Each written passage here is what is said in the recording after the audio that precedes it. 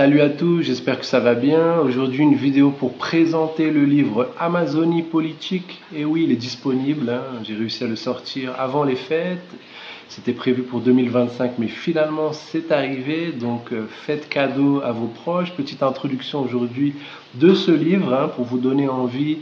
Et on fera d'autres épisodes ensuite. Ça, c'est une petite série qu'on va développer. Donc, je vais introduire avec le pasteur Antonio Vieira. C'est un sacerdote portugais, jésuite, arrivé enfant au Brésil, ayant voyagé beaucoup en Amazonie. Il disait dans une carte au roi du Portugal, ouvrez les guillemets, le problème c'est que les ministres de votre majesté ne sont pas au Brésil en recherche de notre bien, mais ils sont au Brésil en recherche de nos biens avec un S. En 1494, dans la ville espagnole de Tordesillas, la frontière avec le Portugal, hein, c'est vraiment très près, il y a eu une réunion qui a divisé les terres espagnoles et portugaises. Alors le roi de France à l'époque, hein, Charles VIII, qui était aussi cousin du roi d'Espagne et du roi du Portugal, lui il s'est senti exclu, hein, de cette réunion et de cette division des terres.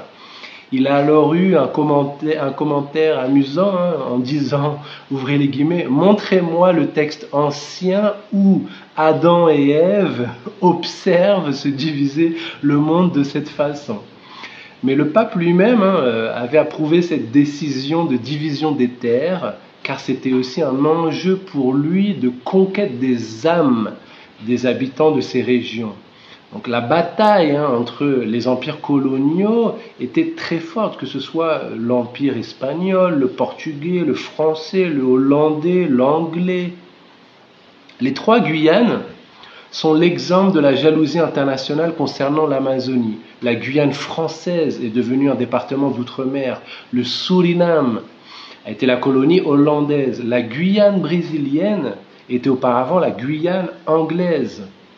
Le Brésil, c'est un pays immense.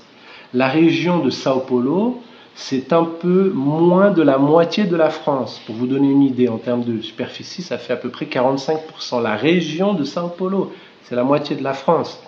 Donc imaginez-vous ça, l'Amazonie couvre une superficie d'environ 5,5 millions de kilomètres carrés.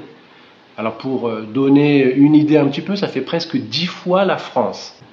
Les Portugais ont mis en place une stratégie d'alliance avec les franciscains et les jésuites qui ont commencé à occuper l'Amazonie et ils bloquaient les fleuves depuis la ville de Foz pour obliger les Espagnols à remonter toutes les montagnes des Andes, 4000 km, hein, qui dificultaient leur avancée dans les montagnes. Donc ça, c'était une stratégie intéressante des Portugais pour dominer la région. Mais il y avait aussi une autre stratégie, une autre alliance importante qu'ont fait les Portugais, c'est celle avec les indigènes et les caciques. Ils leur ont donné en fait des grades militaires de capitaine pour renforcer leurs liens. Encore aujourd'hui, hein, les indigènes sont heureux d'afficher ce grade militaire de capitaine, de respect. Les Portugais aussi ont donné des fonctions administratives et de noblesse exclusivement à des indigènes, hein, pour stimuler également le métissage, en reconnaissant aussi leurs enfants comme nobles. Et cette alliance des Portugais a mis en difficulté les autres empires coloniaux. Donc voilà, petite introduction, montrer que la jalousie internationale est très ancienne. Les Américains, par exemple, aussi voulaient naviguer sur l'Amazonie. L'empereur portugais de l'époque, Dom Pedro II, dans une lettre adressé à la comtesse de Balao, hein, qui habitait d'ailleurs à Paris, explique qu'il ne voulait pas ouvrir le fleuve Amazone pour la navigation étrangère, car il ne voulait pas que les empires coloniaux dominent avec des ports. On peut voir ce qui s'est passé ensuite plus tard en Chine, hein, justement, c'était ce qu'il craignait. Donc voilà, c'est simplement un petit épisode d'introduction pour vous montrer la jalousie internationale ancienne en Amazonie, et d'autres épisodes seront à suivre. Voilà, j'espère que cela vous a donné envie d'acheter le livre Amazonie politique, qui est disponible sur le lien à suivre en description, aussi en commentaire. Merci, bonne fête à tous, profitez bien avec vos familles, bonne fête à tout le monde, ciao ciao.